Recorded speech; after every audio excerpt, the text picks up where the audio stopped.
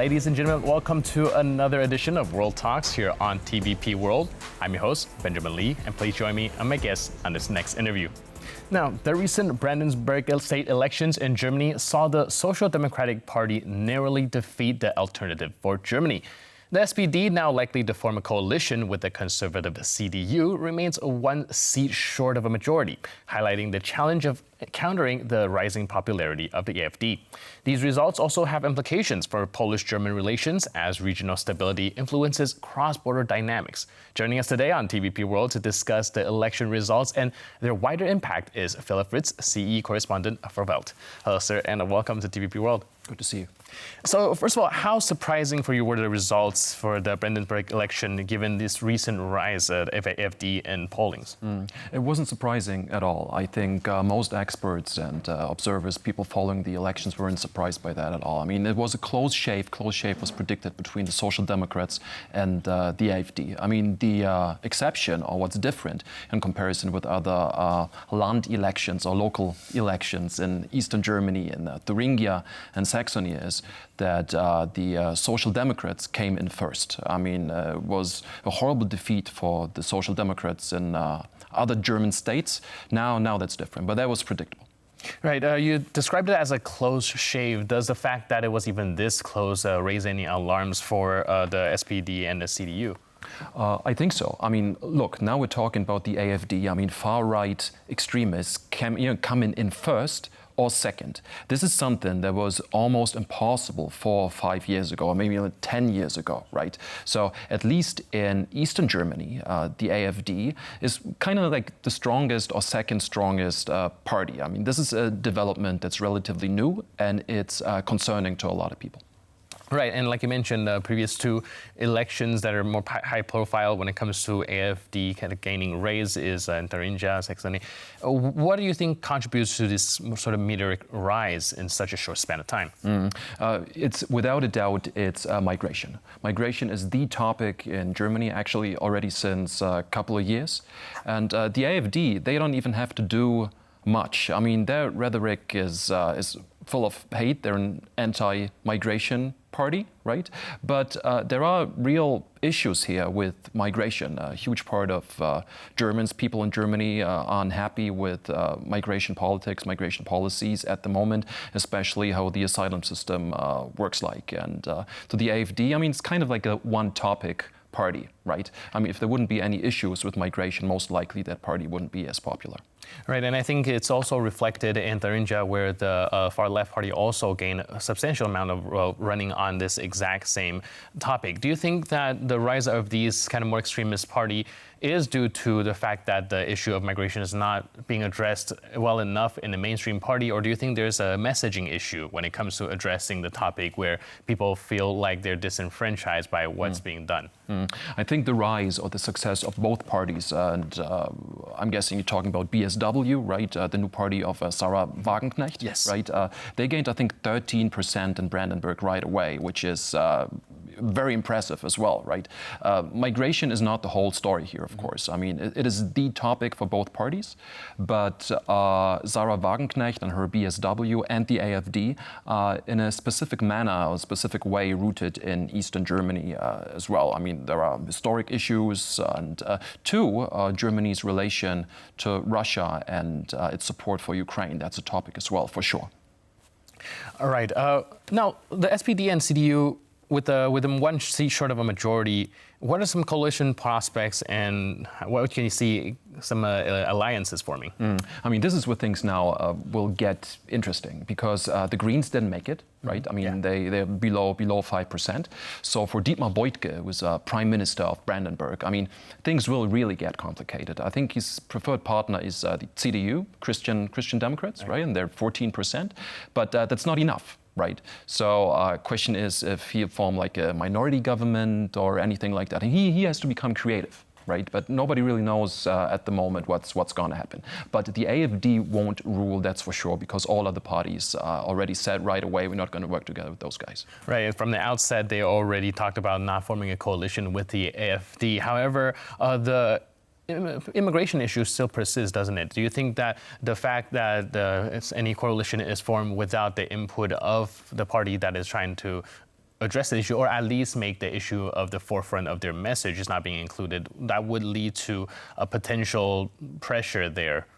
I mean, look, the AfD is a populist party, right? But as I said before, migration is a real issue, and it's an issue that is addressed too by other political parties, right? And even left-wing parties, Social Democrats, they've been changing their position towards migration over the last couple of months too, right? So, but the question now is, what can a guy like Dietmar Woidke in Brandenburg, what actually can he achieve, right? I mean, we're not talking about the federal government in Berlin, we're talking about a German state, right?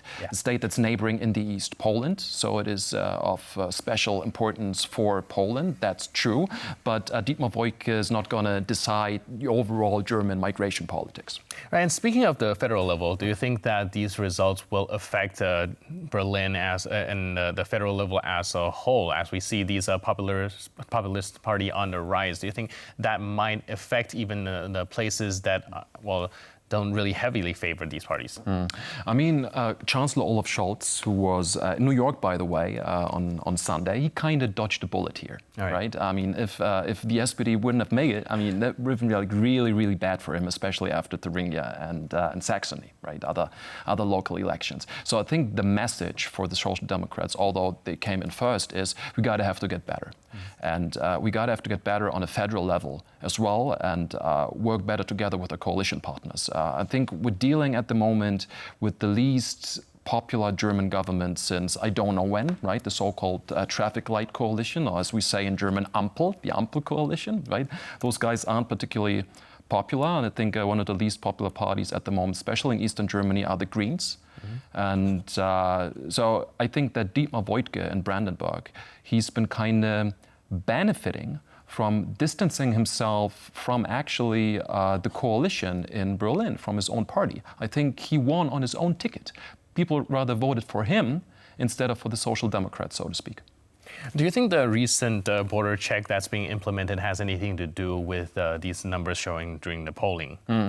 That's for sure, but it's a little more complicated. I mean, the AfD is pushing things, pushing the narrative, but again, it is a real issue that is a concern to a lot of Germans. So the issue has to be addressed by democratic parties as well. And I mean, let me just remind you that the party, I mean, on the federal level, that pushed the issue the most in recent weeks was the CDU and Friedrich Merz, right? So it is an issue for democratic parties as well, but of course, they are kind of pushed by the AfD.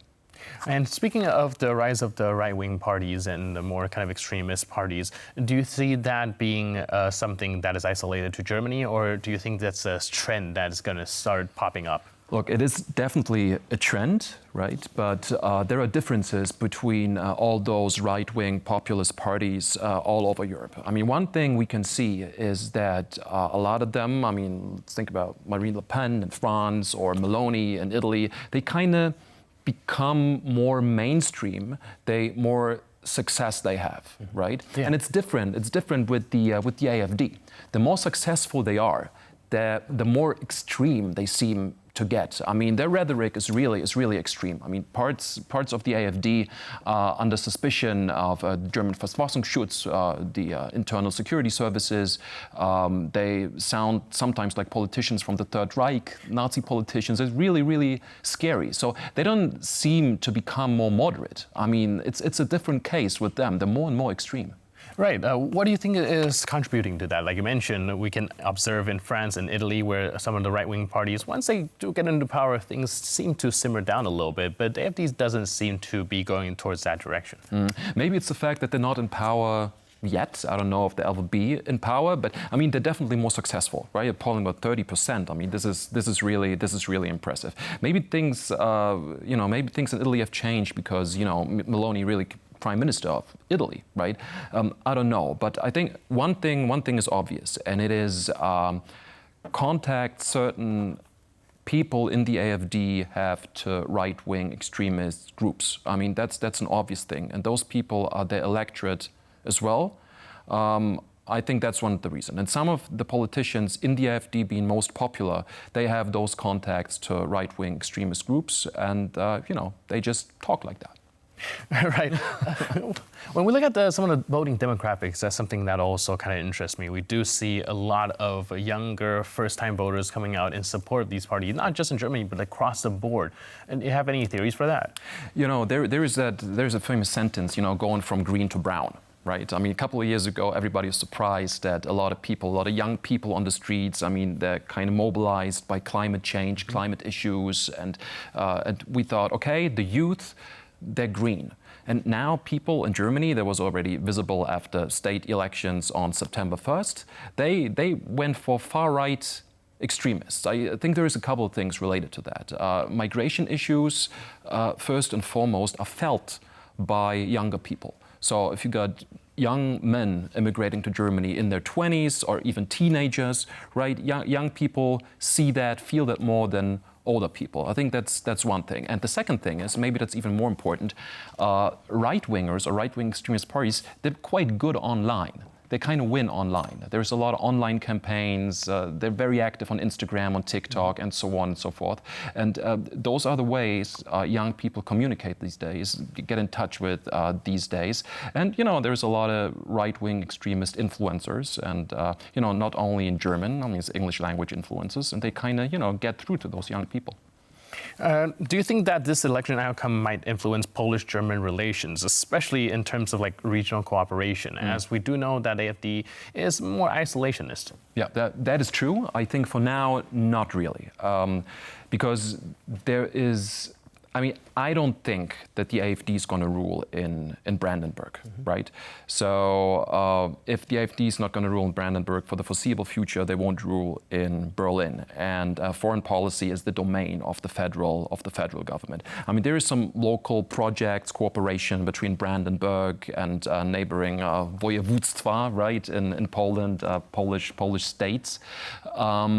But two, the AfD is going to be the biggest opposition party in the parliament in Potsdam and Brandenburg. And for sure, they will have some influence on internal politics. But I think they won't influence Polish-German or Polish-Brandenburg relations in a substantial manner. All right. And just to go back to the topic and round this up for us, what do you think the voter sentiment in Brandenburg going into this election is? Is it a more disenfranchisement for the established party, or is there actually this rise in these more alternative parties? You know, the question is to what extent the BSW, I mean the far-right left-wingers around Sarah Wagenknecht, to what extent they're here to stay, right? The AfD definitely is here to stay. Right, the party started out as an anti-euro, anti-currency party and became anti-immigrant after 2015. And that is a notion or something they transport, they kept till today. BSW, nobody really knows what they stand for. They're anti-immigrant, the left-wing, the socialist, the post-GDR, and the pro-Kremlin, pro-Russian. This is something they have in common, the AfD and the BSW. They're both kind of pro-Russian. Right. But like you mentioned, there's a whole like chimera of political ideology there, but still gaining popularity. So that's a very interesting sight to see. Where do you see things going forward in the near future? I think this is a warning shot for the government in Berlin, for the political scene in Berlin in general, that if democratic parties don't deal with migration issues, right-wing and left-wing extremist parties will. And people have to solve that problem, which actually is a European problem, the European asylum system. Otherwise, most likely, AfD will gain in Western Germany as well. All right. Thank you so much for your input and insight. Really appreciate it. Thanks for being with us. Thanks for having me. Cheers. And thank you for watching this edition of World Talks. But for more news, update, and commentary, please stay tuned to TVP World.